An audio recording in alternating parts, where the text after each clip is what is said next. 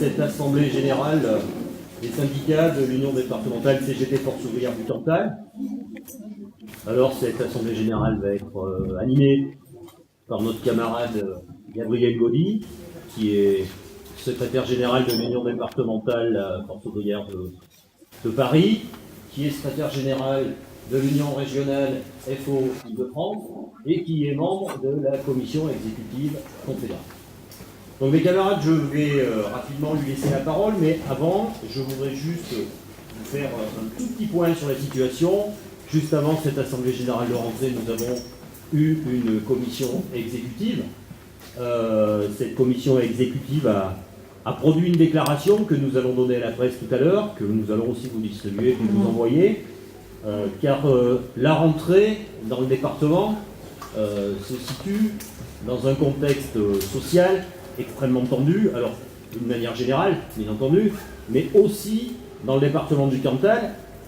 Et cette déclaration aura au moins le mérite urbi, certes, mais surtout orbi, parce que c'est quand même assez impressionnant de voir quel dédain les élus de ce département ont pour l'instant vis-à-vis des entreprises que nous avons et qu'ils savent en difficulté. Je parlerai notamment de Pyram, puisque c'est celle qui nous occupe et c'est celle dans laquelle nous avons un nombre d'élus conséquent et 150 salariés. Parce que je vous rappelle que Pyram, ce n'est pas simplement les 20 postes annoncés comme ça par la direction. Parce qu'une entreprise industrielle qui ne veut pas, je dis bien qui ne veut pas avoir de projet industriel, qui ne veut pas avoir de directeur industriel, qui supprime son service qualité et qui est incapable d'annoncer la gestion de ses stocks, ce n'est pas une entreprise industrielle qui va aller loin. Il ne faut pas avoir fait beaucoup d'études pour comprendre ça. Donc, la situation chez Pyram est très inquiétante, la situation chez l'AFA n'est certainement pas meilleure, la situation à l'IFPP n'est pas bonne, camarades. On a de grosses inquiétudes sur quelques autres entreprises de moindre importance au niveau des effectifs, certes, mais on a quand même de grosses inquiétudes aussi chez Mediapace. Je ne vous parle même pas des services publics, je ne vous parlerai pas de l'hôpital, ou ne serait-ce que pour donner un seul exemple, Charles, les hospitaliers sont là, tout à l'heure nous en avons discuté, il n'y a plus d'ophtalmologue à l'hôpital d'Aurillac. C'est pas, il est parti il y a 20 ans, il n'y en a plus pour l'instant. Alors, ophtalmologue, et puis après gynécologue, etc. Enfin, tout est à l'avenant. La SNCF dans le département, je ne sais pas si vous avez eu l'occasion d'écouter le maire d'Aurillac dimanche à midi sur FR3, faire la nouvelle émission politique sur FR3, où c'était le maire d'Aurillac qui était interviewé. Ça donne un petit peu la mesure de la consistance des politiques publiques dans ce département, comme partout, on est bien d'accord, mais comme dans ce département, il a dit très clairement, hein, je vous engage à aller le revoir sur le Plus, il a dit très clairement que la ligne de Toulouse était menacée, c'est un euphémisme. Il a dit que la ligne de Clermont-Ferrand nécessiterait de très lourds investissements. Il n'a même pas parlé de la ligne de Brie. Donc ça, déjà, dans sa tête, c'est réglé, visiblement. J'ai l'honneur de passer partout, puisque j'ai assisté à cette réunion initiée par le président de la CABA et tous les élus de la CABA et tous les élus du département. La direction de la SNCF a très clairement annoncé que si, globalement, le maintien de ces lignes à 2, voire à 3, voire 4 ans, c'est 100 millions d'euros. Ils avaient budgété jusque-là 10 millions d'euros. Il manque de petits peu. Donc, vous voyez bien vous voyez vers quoi nous nous engageons, vers quoi, du moins, il s'engage. Parce que le député de la première circonscription, il était très clair, lui. Il a dit, oh ben, il va falloir faire des choix, on s'en fout, il prend l'avion. D'accord? Il va falloir faire des choix. Et lesquels on va faire choix? Quelle ligne on va supprimer? Les camarades, c'est pas Brive ou Toulouse ou Clermont. Ça risque d'être Brive et Toulouse et Clermont. Parce que c'est ça au bout du bout. On nous filera le bus Macron, parce qu'on n'en a même pas encore. On est tellement pauvres qu'on n'a même pas les bus Macron. On les demande pas, hein, on les demande pas, on ne s'inquiète pas là-dessus, on les veut pas, mais pour vous dire, ça a été aussi l'argument du maire, même pas de bus Macron. Voilà, ça donne une idée. L'éducation nationale, on a eu Najat Vallaud-Belkacem qui est passée la semaine dernière dans ce département. Elle nous a annoncé que c'était merveilleux, que la fameuse convention qui a été signée entre l'inspection d'académie et les élus, c'était ce qui se faisait de mieux après le beurre et les nerfs absents. Total, 2 écoles fermées sur Aurillac. Il manque, je crois, une centaine d'enfants dans les écoles aurillacoises. Ils suppriment des écoles, je crois, sur le Gard, je ne sais plus dans quelle zone ils ont supprimé, ils ont fermé les écoles. Mais visiblement, tout va bien et le maire demande même à ce qu'elle soit renouvelée. Alors j'ai rien de personnel contre le maire, hein, qu'on soit bien d'accord. Mais bon, c'est lui le magistrat de la ville. Ils viennent fermer quand même 2 écoles sur Aurillac et visiblement, ça a l'air assez satisfaisant. Alors je ne vous parle même pas de la territoriale, des municipaux, de la police municipale, où nous avons les camarades de la... Il y en a des camarades de la police municipale, ah ouais, Juliette. Alors tous les policiers municipaux sont syndiqués FO. Donc voilà. Et je ne vous dis pas qu'on a quelques soucis avec la ville d'Aurillac, notamment concernant la gestion du personnel. Ah oui. Je vais aussi vous donner un exemple. Pendant le théâtre de rue, tout ce bâtiment était soi-disant frappé d'interdiction, totalement fermé. Camarades, j'ai pas fait beaucoup d'études, quand on me dit totalement fermé, 2 mots, à peu près j'y arrive. Totalement fermé, je sais ce que ça veut dire, c'est-à-dire personne ne rentre. Ce qu'on nous a dit d'ailleurs, personne ne rentre. Et aux surprises, au bout des 8 jours de fermeture, on s'est aperçu que finalement, il y en avait quand même qui étaient rentrés. Notamment ici, il y avait des troupes qui étaient hébergées, qui avaient les clés, donc qui sortaient par cette porte et qui rentraient dans tout le bâtiment. On a retrouvé les locaux dans un état déplorable, peu importe. Et les 2 seules organisations qui n'ont pas pu rentrer dans l'établissement, c'est Force ouvrière et la CGT. Donc, fort de ce genre de situation, nous sommes allés voir le maire d'Aurillac. Nous lui avons demandé quelques explications. On lui a demandé si c'était juste parce que nous étions battus et continuons à nous battre contre la loi travail, qu'on n'avait pas le droit pendant 8 jours d'accéder à nos locaux parce que nous avons des salariés et que nous, pendant 8 jours, on les paie. Alors qu'ils n'ont pas accès à leur lieu de travail. Alors il a très mal pris, je ne vous cache pas, à tel point que j'ai été obligé de lui demander si j'étais bien dans le bureau de Pierre Matonnier, maire d'Aurillac, ou dans le bureau de Robert Ménard, maire de Béziers. Ça ne lui a pas tellement plu, mais je vous rassure, c'est de la plume de canard, vous jetez un seau d'eau, il tombe un seau d'eau. Donc, aucun effet sur le sujet. Le seul truc qu'il a su nous dire, quand même, c'est que nous sommes logés gratuitement. Et grosso modo, alors c'est pas dit comme ça, camarade. C'est pas dit comme ça. Mais derrière, en filigrane, c'est ce que ça veut dire. Grosso modo, vous êtes logés gratuitement. Camarade l'a synthétisé, ferme ta gueule, oui c'est ça. Donc taisez-vous, vous n'avez rien à dire. C'est pas parce que vous avez des salariés. Alors bon, j'ai dit, écoutez, je vais vous demander le remboursement des salaires. Il m'a dit, dans ce cas-là, je vous envoie les charges sur les 5 années passées. Bon, on a arrêté là. Mais tout ça pour vous dire, avec un peu de dérision, que mes camarades, on peut s'afficher, on peut tout dire. Hein. On peut dire, oui, nous, on est des progressistes, oui, nous, on est pour le social, je ne suis pas dit socialiste, on est pour le social, oui, mais non. À l'épreuve des faits, ça se démontre un petit peu l'inverse. Hein. Parce que dans la foulée, enfin pas dans la foulée, mais quelques temps avant, le responsable municipal qui est en charge des associations et des bureaux des syndicats était passé pour voir s'il pouvait récupérer des bureaux dans l'UD. Parce qu'ils n'ont pas assez de place. Le bâtiment a été rénové, ça fait 2 ans. Il y en a eu quand même pour 800 000 €. Et ils se sont aperçus qu'il manquait des bureaux. Attendez, 800 000 € de travaux, il manque des bureaux. Désolé. Nous n'avons pas assez de place. Parce que nous avons une organisation syndicale qui se développe. Et nous n'avons pas assez de place. Les camarades qui étaient à la CE tout à l'heure, à la salle de la CE, on est au taquet.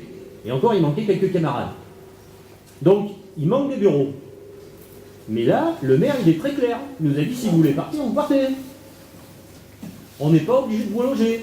C'est une convention. Et oui, c'est une convention. Alors, tant que la convention n'est pas dénoncée, mais les camarades, attention. Hein. C'est ce qu'ils veulent. Ils veulent nous virer. C'est pas une nouveauté dans le Cantal comme ailleurs. Ils veulent nous virer. Ils veulent nous sortir des locaux. Ils ne nous veulent plus. Déjà parce que, bon, on fait un potage en face du super beau cinéma qu'il y a, ok. Mais qu'en plus, soi-disant ne payent rien, et que c'est pas normal, c'est pas le principe d'égalité. Ils ont même essayé de me faire croire qu'il y avait des associations qui payaient un loyer là. Essayez. Hein. Donc vous voyez, les choses sont pas aussi faciles que ça. Il y a beaucoup d'éléments qui font qu'on nous met pas mal le bâton dans les roues. Par exemple, on ne peut plus se réunir au-delà de 22h30 dans ces locaux. Même dans celle-là, dans cette salle qui est spécifique avec ouverture sur l'extérieur, il faut qu'il y ait un camarade formé à la manipulation du détecteur incendie, c'est-à-dire que grosso modo c'est une heure de formation, on dit sur quel bouton appuyer, sauf qu'il faut que ce soit fait. Ça fait 2 ans, plus de 2 ans que le maire s'est engagé là-dessus, il n'a toujours pas fait. Je lui ai envoyé un courrier de relance au mois de novembre 2015, toujours pas eu de réponse. Lors de notre audience il y a 15 jours, je lui ai remis de nouveau le courrier, ça l'a fait rire. Ben écoutez, je lui ai dit clairement que, étant donné qu'on était accusé de ne pas renouveler systématiquement nos formations, mais que nous étions totalement responsables en cas d'incident, voire d'accident, j'ai retourné la charge. Hein. Si jamais il y a un incident ou un accident, ils seront personnellement responsables. Nous demandons des formations qui leur coûtent pas cher d'ailleurs, c'est eux-mêmes qui l'ont dit, ils sont assez bêtes pour leur dire, et ils ne les font pas. Ça fait plus de 2 ans que ça dure. Il y a à l'heure actuelle à l'UD un seul camarade qui a l'agrément pour le faire. On ne peut pas demander à ce camarade d'être là à toutes les réunions le soir après 20h. Mais camarades, mais hallucinant, hein. Le maire du il n'y a pas tellement de réunions après 20h, finalement. C'est vrai qu'il n'y a personne qui travaille après 20h à la ville d'Aurillac, ça je m'en doute. Ça je m'en doute. Mais dans les usines, dans les hôpitaux, dans les maisons de soins, oui, les camarades postés, et puis de toute façon, si on avait envie de réunir à 20h30 parce qu'on l'a décidé, on va quand même pas demander encore l'avis au maire. Donc mes camarades, vous voyez, la situation, elle est compliquée.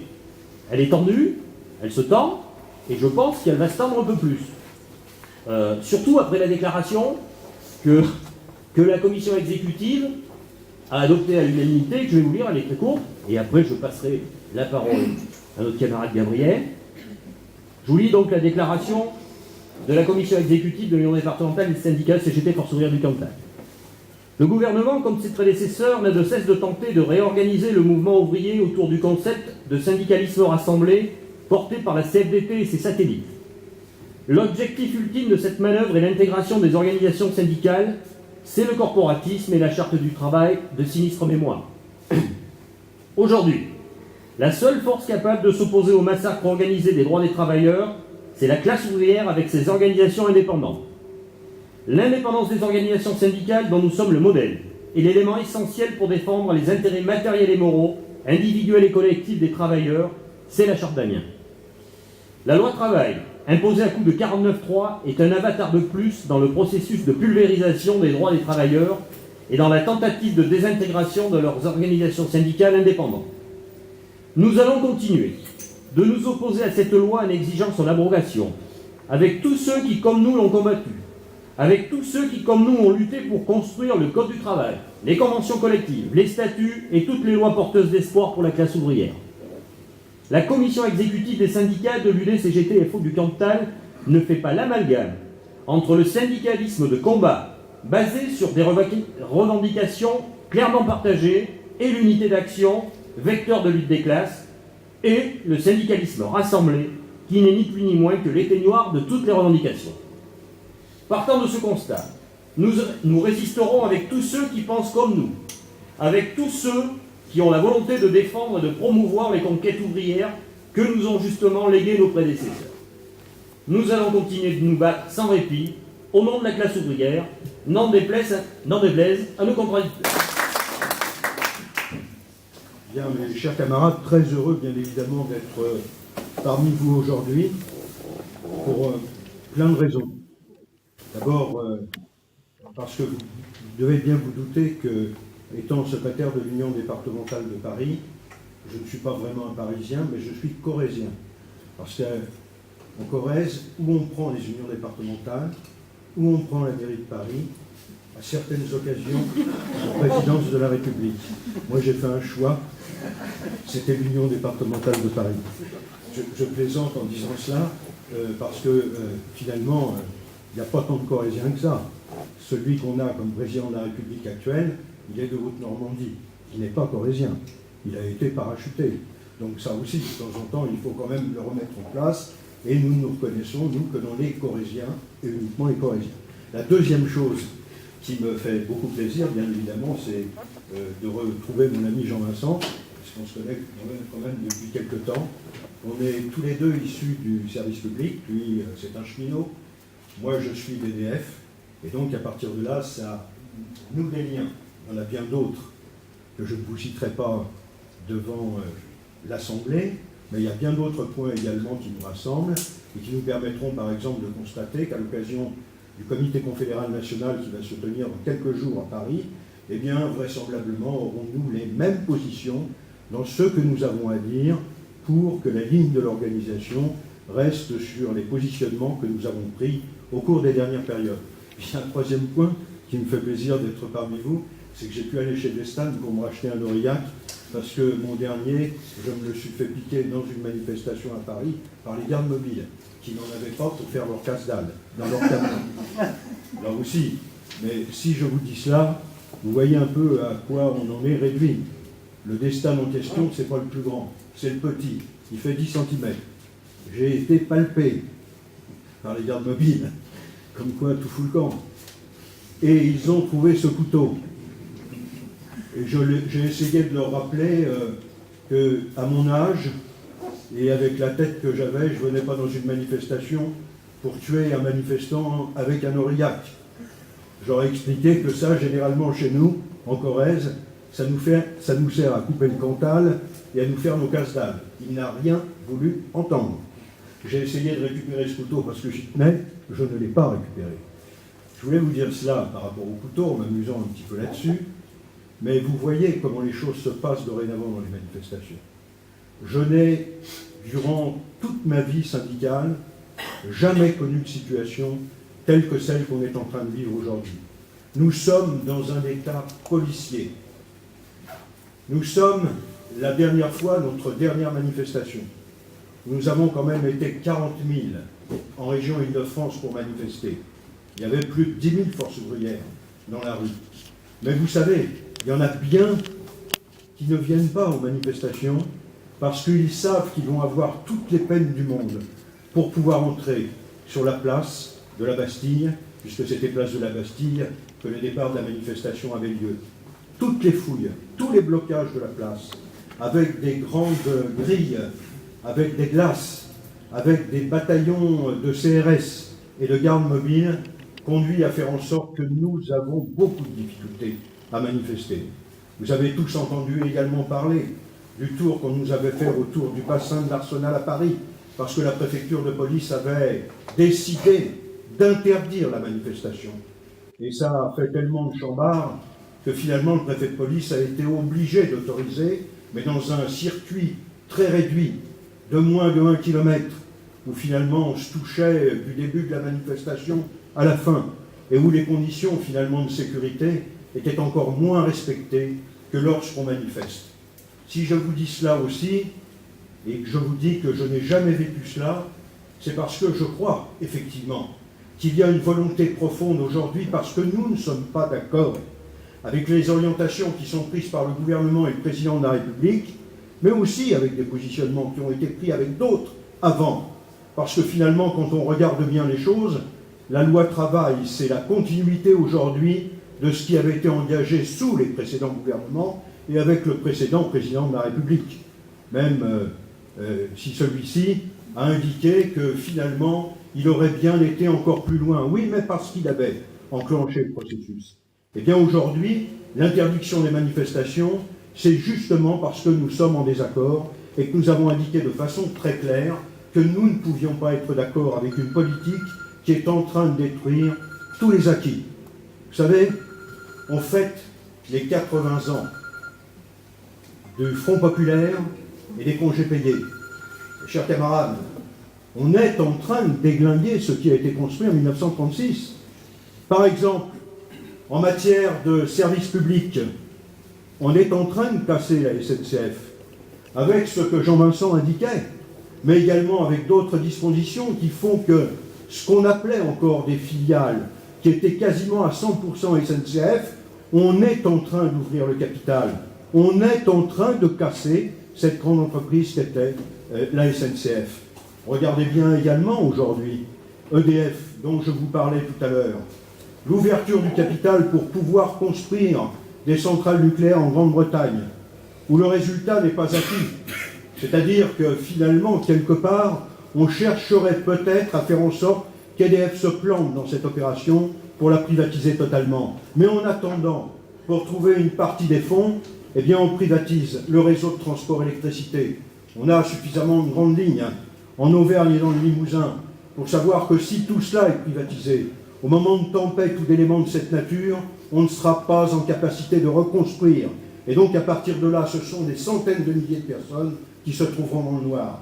Et puis mes chers camarades, quand on regarde bien la situation, on s'attaque aujourd'hui très fortement au Code du travail pour servir les intérêts du patronat français, pour dire ou faire en sorte aujourd'hui qu'il y ait notamment plus de flexibilité, que les patrons n'aient pas à s'expliquer sur les licenciements, qu'ils aient la possibilité également de pouvoir gérer comme ils le souhaiteront dans le cadre de ce qui est prévu au niveau de cette loi de travail, en s'attaquant également à des dispositions qui sont celles de la représentation des salariés, avec des suppressions de CHSCT et autres dispositions de cette nature, vous l'avez vu également, avec la volonté de voir disparaître les conseils de prud'homme, qui jusqu'à présent étaient bien évidemment des conseils faits pour que la classe ouvrière de ce pays et les salariés puissent s'en sortir dans de bonnes conditions, justement quand les patrons poussaient et licenciaient dans les conditions où ils ont licencié au cours des dernières périodes.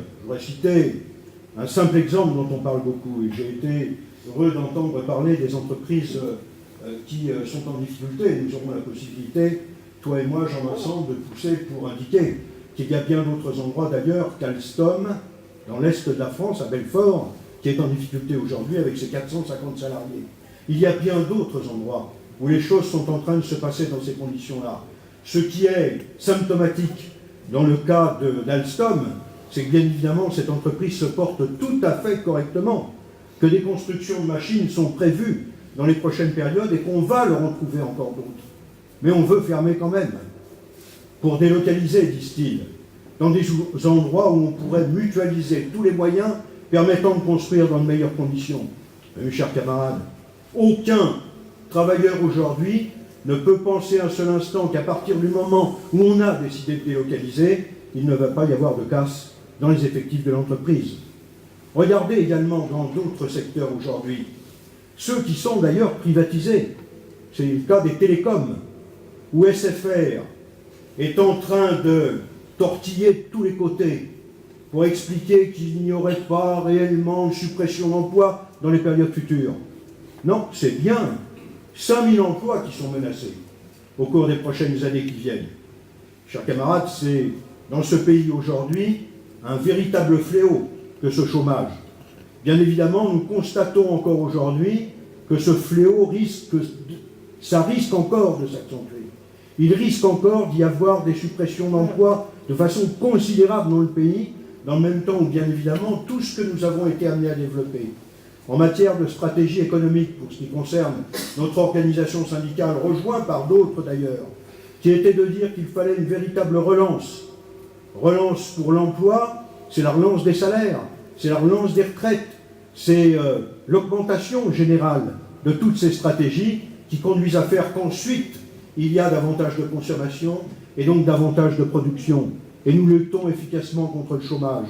Et bien ça, au cours des dernières années, Sarko, Hollande et d'autres n'ont jamais voulu s'engager dans une voie de cette nature, alors que pourtant, les économistes, ou quelques économistes, disaient aussi que c'était la solution.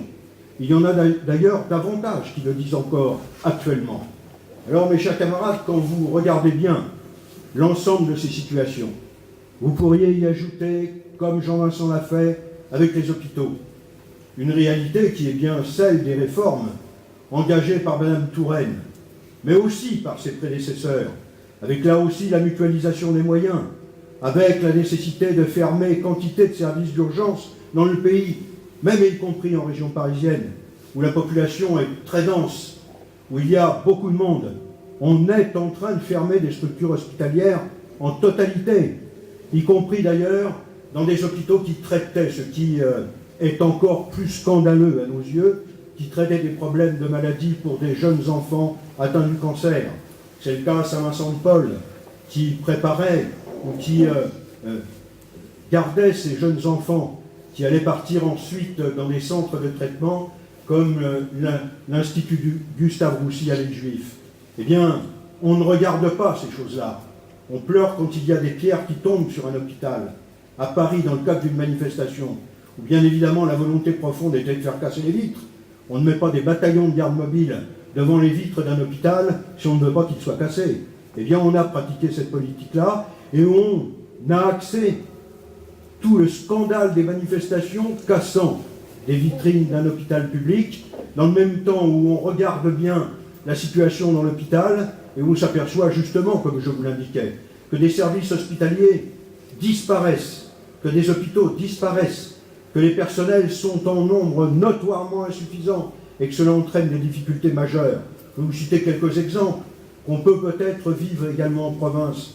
Les infirmières de l'hôpital Pitié-Salpêtrière, où est hospitalisé actuellement Jacques Chirac, eh bien, habitent au fin fond de la Seine-et-Marne, c'est-à-dire à plus de 100 km, avec bien évidemment les difficultés que cela peut entraîner pour ces femmes qui doivent rentrer chez elles, ou dans la nuit, ou partir très tôt le matin pour prendre leur service. Ce sont des réalités qui sont liées au logement et qui sont liées aussi aux réformes de structure que nous vivons à l'hôpital. Et tu avais raison, Jean-Vincent, de dire que tout se passe bien pour la rentrée scolaire. Les enseignants de mon union départementale me disaient l'autre jour, tu sais Gabriel, on a des classes sans enseignants et on a des enseignants sans classe. Et tout va bien. Madame la ministre se satisfait de la situation telle que nous la vivons dans le pays aujourd'hui. Des enseignants sans classe, vous l'aurez bien compris, c'est parce qu'on a supprimé des classes. Dans la seule ville de Champigny, dans le Val-de-Marne, 10 classes supprimées. Les enseignants, ils restent sans les classes, en attente d'affectation. Dans le même temps, ou d'ailleurs à côté, il y a des classes surchargées, où en primaire, on assiste à des classes où il y a 37 élèves, ce qui permet de constater que, d'une part, pour traiter et faire en sorte que les jeunes apprennent, et qu'on intègre également des jeunes qui sont en difficulté et en nécessité d'intégration, on ne pourra pas le faire dans une classe où il y a 37 enfants. Eh bien ça, c'est la bonne rentrée scolaire que nous avons vécue, et que Madame Belkacem continue à développer en criant sur tous les toits que c'est formidable et que les organisations enseignantes sont vraiment bonnes à rien que de dénoncer des choses de cette nature. Alors moi je crois que tout cela contribue à faire en sorte que les actions que nous avons été amenés à engager, elles vont se poursuivre. Elles doivent se poursuivre. Nous avons manifesté à toutes les occasions. Et nous avons dit d'ailleurs à notre confédération, et à Jean-Claude Mailly particulièrement, qu'il fallait continuer à se bagarrer sur des positions claires. Nous devons lutter contre la mise en œuvre de la loi travail. Nous devrons alors aller jusqu'au bout. Ça n'est pas terminé. Rappelez-vous quand même que la loi sur le CPE avait été promulguée et qu'elle n'a jamais été appliquée. Il y a la nécessité, dans les périodes qui viennent, de faire en sorte qu'à chaque décret qui va être engagé, discuté, eh bien nous luttions. Je ne dis pas qu'il faut qu'on fasse des manifestations à tout moment, toutes les semaines, 2 fois par semaine, comme nous l'avons vécu. Mais il va falloir s'opposer à cela. Il va falloir lutter à l'Assemblée, dans vos départements, au niveau des préfectures, de faire monter la pression et les messages pour qu'on puisse s'en sortir dans de bonnes conditions et faire en sorte que cela soit moins nuisible encore que ça devrait l'être. Et puis nous avons tout intérêt à continuer à lutter pour faire en sorte qu'il y ait l'abrogation de cette loi. Nous étions sur le retrait, nous n'avons pas réussi à l'obtenir. Mais pour ce qui concerne l'abrogation, rien n'est encore perdu. Les confédérations d'ailleurs ont décidé de s'engager dans un processus qui conduirait à faire en sorte que nous irions vers toutes les instances juridiques qui nous permettraient de faire valoir nos droits. ce qu'il sera le cas particulièrement au niveau du Bureau international du travail. Si le Bureau international du travail vous donne raison sur les positions qui sont les nôtres, le gouvernement ne pourra pas mettre en application la loi travail. Mais si nous devons également nous mobiliser au cours de la période qui vient, vous l'avez bien compris, c'est parce qu'il y a d'autres points sur lesquels nous devons réagir. La casse des services publics, la casse de l'hôpital, la casse de l'école, la casse de la sécurité sociale dont je ne vous ai pas parlé, mais où vous constatez les uns et les autres que chaque jour on trouve quelque chose qui permet de faire en sorte qu'on annonce le déremboursement de tels médicaments, de telles prises en charge par rapport à telle maladie. J'entendais, même en venant en voiture tout à l'heure, la nécessité de faire en sorte que les 11 millions de personnes qui sont prises à 100% parce qu'elles ont des maladies graves, c'est exagéré, et donc il va falloir en faire tomber. Qui va faire tomber sur les 11 millions de personnes celles qui ne devraient pas bénéficier parce qu'elles sont atteintes d'un cancer ou pas, mais qui seraient peut-être moins graves que l'autre, qui ne bénéficieraient plus des dispositions? Mais mes chers camarades, j'attire votre attention sur le fait que l'on s'attaque bien et l'on continue bien à s'attaquer à la sécurité sociale en pratiquant des politiques de cette nature. De même d'ailleurs, on s'attaque à la sécurité sociale en fermant des bureaux, des caisses, en fermant des secteurs ou des services entiers, même y compris ceux qui jusqu'à présent s'adressaient aux populations les plus démunies, les plus défavorisées, avec des services de soins, dentaires, lunetterie et ainsi de suite. Eh bien ça doit être supprimé. L'annonce en a été faite au cours des dernières périodes. Vous voyez, je pourrais encore citer quelques exemples de cette nature qui nous amènent à constater que nous devons continuer à réagir. Nous devons également continuer à pousser sur les acquis de 1945, ceux du Conseil national de la résistance. Je vous rappelle que les nationalisations, je vous rappelle que les conventions collectives, je vous rappelle que les statuts, je vous rappelle que les dispositions qui sont liées à la Sécu et ainsi de suite découlent bien de ces dispositions qui avaient été arrêtées tout de suite après la guerre et de la volonté de reconstruire le pays. La réalité aujourd'hui, c'est qu'on écoute bien évidemment le MEDEF. Ceux qui disent de génération en génération, il faut tuer les syndicats et il faut tuer tout ce qui a été fait en 1945 et en 1936. L'autre, là, le fils de Gattaz Ier, son père, quoi, le père disait déjà à l'époque, il faut détricoter la totalité de ce qui a été construit par le Conseil national de la résistance. Autrement dit, supprimer ce que je viens de vous indiquer, revenir sur la sécurité sociale, revenir sur les régimes de retraite, dont on reparlera encore, vous le verrez, revenir sur un certain nombre de dispositions qui sont liées au fonctionnement de l'ensemble des services publics. Et le père Gattaz ajoutait, et puis quand nous aurons réussi cela, il faudra que le dernier élément qui nous permettra de progresser dans ce que nous portons, eh bien, nous réussissions à l'obtenir. Il faudra que le syndicalisme soit écrasé avec le talon, comme on le fait avec les araignées. Vous voyez, mes chers camarades, la gentillesse du patron, des patrons de cette époque-là. Celui d'aujourd'hui, lui promet tout. Il ne dit pas qu'il veut démolir. Il laisse le soin à d'autres de le faire. Il promet. Il avait promis, par exemple, 1 million d'emplois dans le cadre des 45 milliards qui lui avaient été accordés d'allègement de charges sociales. Mes chers camarades, vous en avez vu, vous, des millions d'emplois créés dans ce pays, ou en tous les cas, millions d'emplois créés dans ce pays. Nous, on n'en voit pas. On n'a pas eu l'occasion d'en voir. Au contraire, ce que je vous ai annoncé, c'est bien la disparition encore d'un certain nombre d'emplois. Vous savez, je crois qu'à un moment donné, les choses ne peuvent pas durer comme cela. Il y a des risques très forts au cours des prochaines périodes qu'il y ait des réactions plus importantes que celles que nous avons vécues. Et quand j'ai beaucoup de difficultés à manifester, et quand nous réussissons à manifester, il y a ceux qu'on appelle les casseurs, qui viennent balancer, là, ces derniers temps, la dernière manifestation, c'était des cocktails Molotov. Comment peuvent-ils entrer dans une manifestation, ces gens-là, alors que les manifestants ont toutes les peines du monde à y entrer? Que quand vous avez un canif, vous le faites piquer. Mais un cocktail Molotov, ça vous pouvez passer. Comment se fait-il également que nous ayons vu des bataillons entiers de gars qui s'équipaient avec casque et tout l'appareil de sécurité derrière les forces de police. Ça veut dire aussi un certain nombre de choses. Ça veut dire qu'on est dans des situations aujourd'hui où les risques sont quand même grands de voir déraper un certain nombre de choses. Et c'est pour ça que je pense aujourd'hui que le mouvement syndical, dans les périodes prochaines, a une importance considérable. Il relaiera vraisemblablement un certain nombre de choses. Il sera amené à faire en sorte que le bordel généralisé ne se mette pas en place, alors que de plus en plus, les gens ne croient plus en grand-chose. Ils arrivent encore, parce que vous l'avez vu au cours des dernières périodes, à croire sur les orientations qui existent dans le mouvement syndical. Quand nous nous sommes opposés à la loi travail, nous pensions qu'il n'y aurait pas de réaction des populations.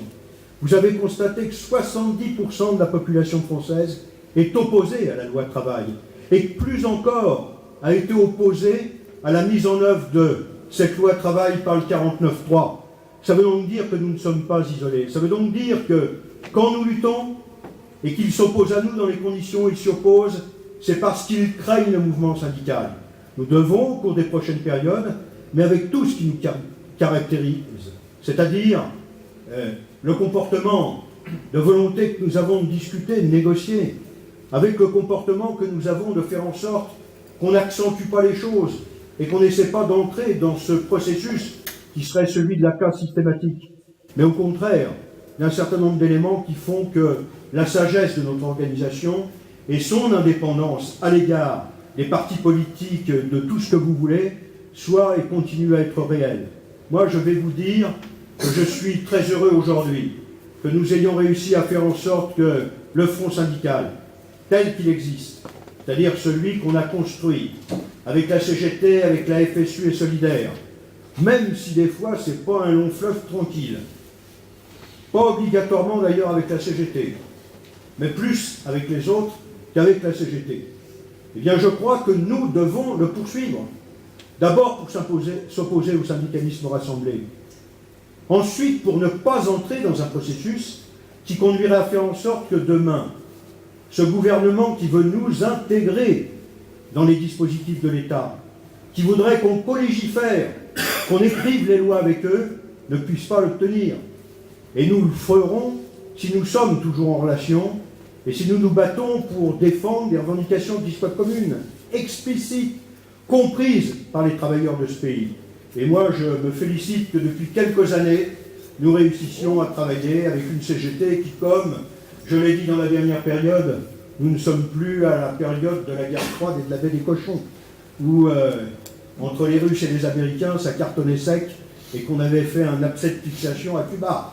Comme je le disais dans un de nos derniers papiers, finalement, tout le monde va maintenant à Cuba, même le président américain. Donc vous voyez que la situation n'est plus tout à fait la même et qu'on peut fréquenter la CGT, qui n'est plus non plus la CGT que nous avons connue quand nous étions très jeunes, et qui était une CGT très engagée avec les forces qui étaient celles du bloc de l'Union soviétique.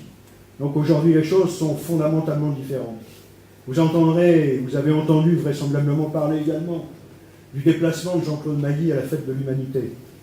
Ah oui, il a été à la fête de l'Humanité. Mais on ne se rappelle plus d'ailleurs que Marc Blondel, en 1995, quand il s'est agi de défendre la sécurité sociale, le régime de retraite et ainsi de suite, lui, il a été à Marseille, c'était pour la fête de l'UMA, mais avec aussi des dirigeants communistes, aussi avec des syndicalistes, et notamment Louis Vianney, la poignée de main a été tout à fait historique, mais parce que nous étions sur des positions claires, parce que nous pouvions les défendre partout. Ce que nous pouvons regretter, c'est qu'à l'époque, en 1995, Marc Blondel n'ait pas réussi à enclencher le processus de grève générale dans le pays, car nous n'aurions pas perdu une partie des dispositions, notamment concernant la sécurité sociale. Alors aujourd'hui, on peut clouer au pilori Jean-Claude Mailly qui a été à la fête de l'UMA. Moi, j'étais aussi ce jour-là à la fête de l'UMA avec lui. Ce qu'il a dit est un discours qui est un discours typiquement et dans la ligne de l'organisation Force ouvrière, avec des points de désaccord avec les camarades de la CGT. Philippe Martinez n'a pas tout à fait tenu le même discours que Jean-Claude Mailly. Et alors, moi je crois que c'est quand il y a 20 000 personnes devant soi qu'on a la possibilité d'expliquer nos positions. Et qu'après tout, dans ces 20 000 personnes qu'il y avait, certainement qu'un certain nombre d'entre elles ont pu dire que l'organisation Force ouvrière était une belle organisation syndicale et qu'elle avait un excellent secrétaire général. Je vous dirais d'ailleurs que, pour ma part, j'y étais la veille, à la fête de l'humanité, moi j'y prends vous, j'y vais le vendredi, j'y vais le samedi. Le samedi c'était pour écouter le chef, mais le vendredi c'était parce que j'ai été à un débat républicain avec les communistes et des élus de toute nature qui étaient présents dans un stand pour parler de la territorialisation et des dégâts qu'elle fait aujourd'hui, cette territorialisation. Donc, notamment sur les personnels territoriaux et sur un certain nombre d'activités que chacune des régions peut déployer actuellement. Donc on y a été, on a débattu. Là aussi, nous n'avions pas tout à fait les mêmes positions que les camarades de la CGT. N'empêche que nous avons pu dire ce que nous avons été amenés à dire et que cela a été largement relayé dans la presse le lendemain. Et finalement, c'est cela, je crois qu'au cours des prochaines périodes, il va falloir continuer à faire, à pratiquer, qu'il y ait d'ailleurs élection dans les TPE ou pas. Bien sûr, nous devons nous mobiliser pour les élections dans les TPE, mais nous devons continuer à faire en sorte également que ces actions, qui sont celles, non pas du syndicalisme rassemblé, mais d'actions communes pour obtenir satisfaction sur les revendications qui sont posées par notre organisation, eh bien, doivent continuer à se dérouler au cours des prochaines périodes. On a encore pas mal de boulot. Je crois que je vais peut-être arrêter, j'ai peut-être encore 2-3 bricoles à vous dire, mais je me connais, je suis capable de faire un peu tout plus long, donc c'est pas la peine. Moi, encore une fois, merci de m'avoir accueilli. J'ai été très heureux de rencontrer mes camarades du Cantal aujourd'hui. Ce que j'ai entendu, je vais vous dire, c'est ce qu'on vit partout. Ce que Jean-Vincent a développé, ben moi j'avais l'impression d'être dans une de mes assemblées à Paris, où les copains des hôpitaux me disent ce que vous m'avez indiqué, où les copains enseignants me disent la même chose que ce que vous vivez, ce que vous pensez. On est tous dans la même situation aujourd'hui, avec des fois des difficultés majeures qui existent dans des départements tels que les vôtres. Parce que c'est toujours difficile de voir disparaître des entreprises où il y a peu de salariés. Ça se voit beaucoup moins dans des situations qui sont celles que je connais en Île-de-France. Mais quand cela se trouve posé dans des départements comme le Cantal, comme la Corrèze, comme le Lot ou dans quelques autres endroits que je peux connaître tout à fait correctement, c'est un désastre.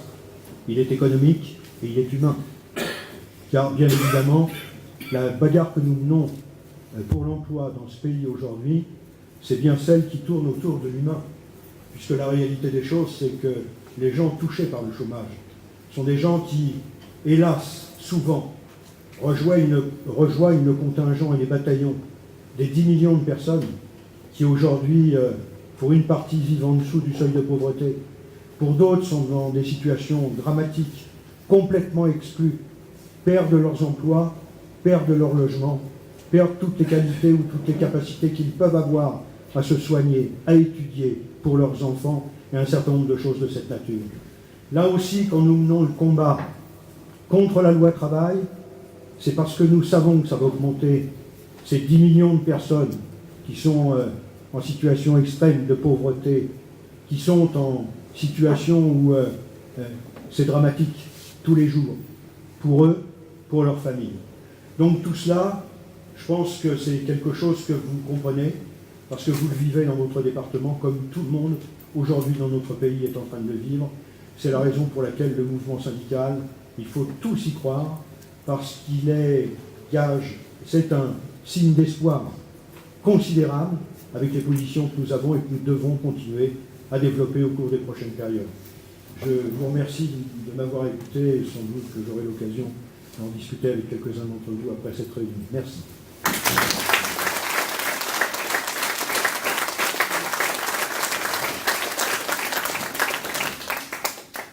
Bien, mes camarades, je vais très rapidement revenir sur un ou deux points, notamment qu'a soulevé Gabriel, notamment sur nos relations avec la CGT. Dans le département, nos relations avec la CGT, on ne peut pas dire que c'était, pendant beaucoup trop d'années, un long fleuve tranquille. Au moins pendant 6 ans. Les 6 dernières années, enfin, en enlevant celle de 2015, les relations ont été extrêmement conflictuelles avec l'union départementale de la CGT. À tel point que nous nous sommes retrouvés, certaines fois, avec des appels communs, CGT, FO, nationaux, et dans le département, on ne pouvait pas arriver à se retrouver, on ne pouvait pas arriver à avoir un tract commun, on ne pouvait pas arriver à avoir une revendication commune et la porter en même temps. Alors ça, c'est extrêmement pénalisant. C'est extrêmement pénalisant pour tout le mouvement ouvrier. C'est extrêmement pénalisant.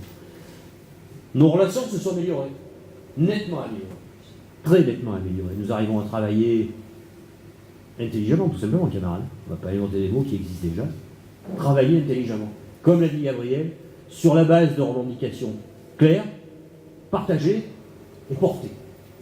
C'est pas un mariage.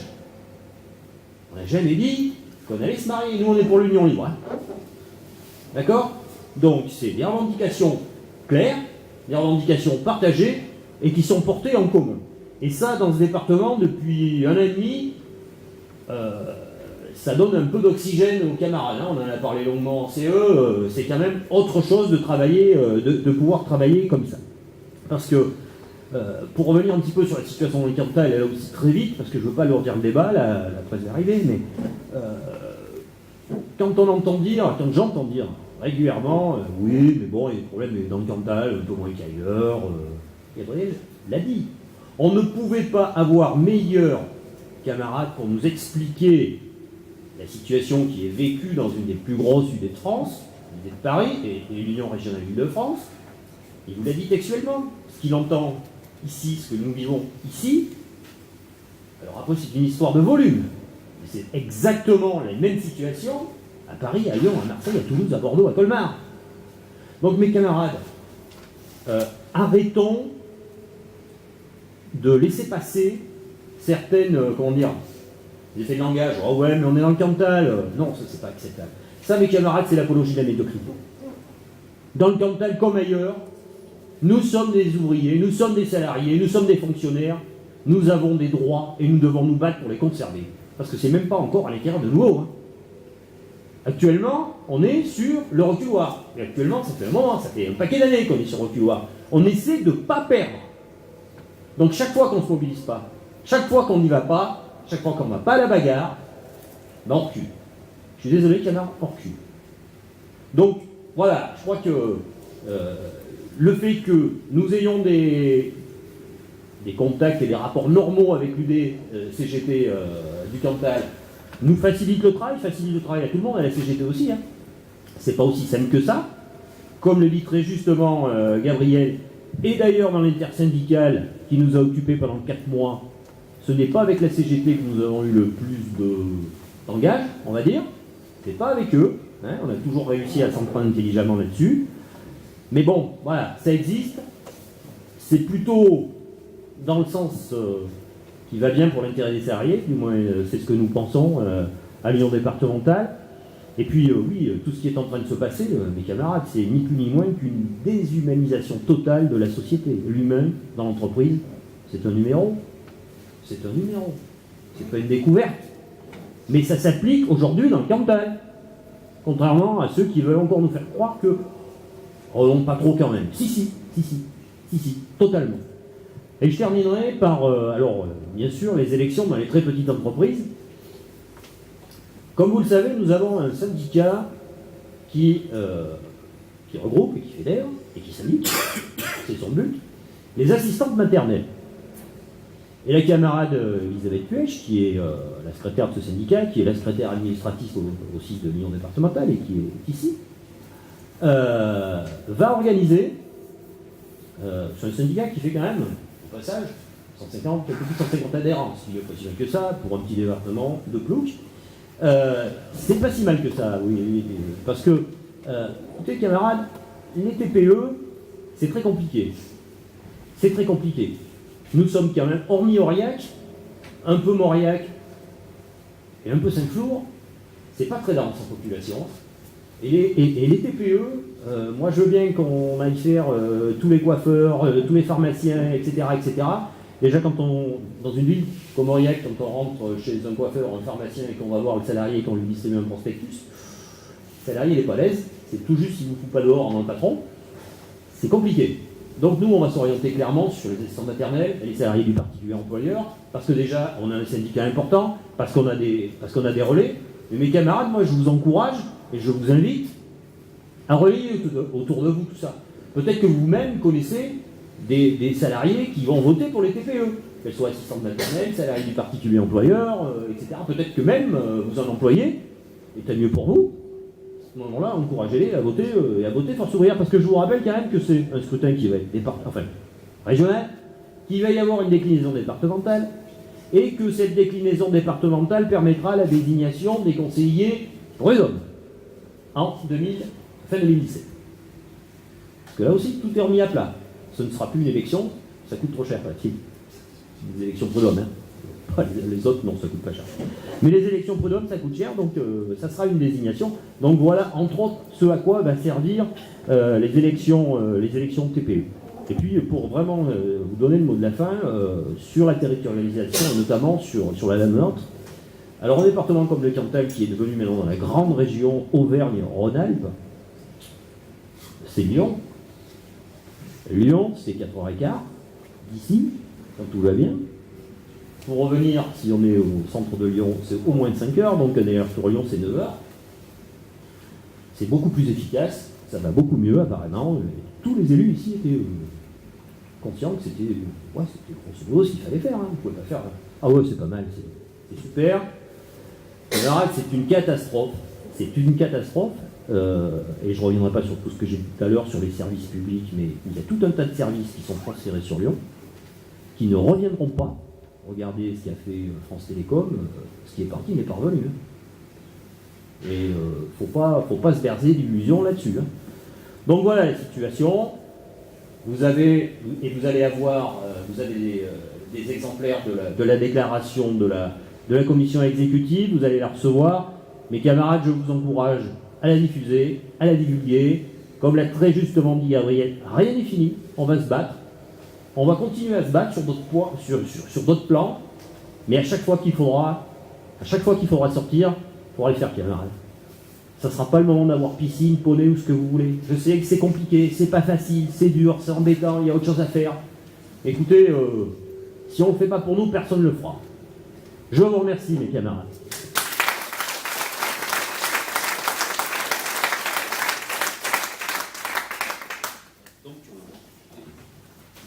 En quelques minutes, la presse doit arriver, s'ils viennent, à 18h15, et le petit buffet, avec le petit canon qui va bien, va arriver aussi tout de suite. Je suppose que Michel a été le chercher. Maintenant, si vous avez des questions, camarades, n'hésitez pas. Gabriel, comme moi, sommes là pour vous répondre. N'hésitez surtout pas.